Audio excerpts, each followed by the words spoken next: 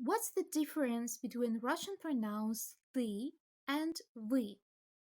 We use the for informal situations. When we address people who we know very well, for example, our relatives, close friends, and colleagues. And we use we for formal situations.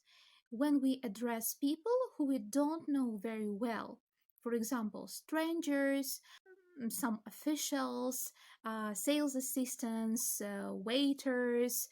Also, we use we to address elderly people, of course, if they are not our grandparents. And we also use we to address teachers, instructors. Also, it can be a person with a higher status, for example, our boss, but it depends on the corporate culture.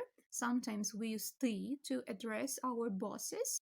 And of course, in business relations, we use we to address our clients and customers.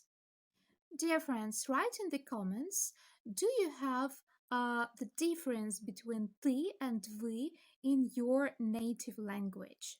And of course, if you like this lesson, don't forget to subscribe to My Russian Voice to watch new Russian lessons in future.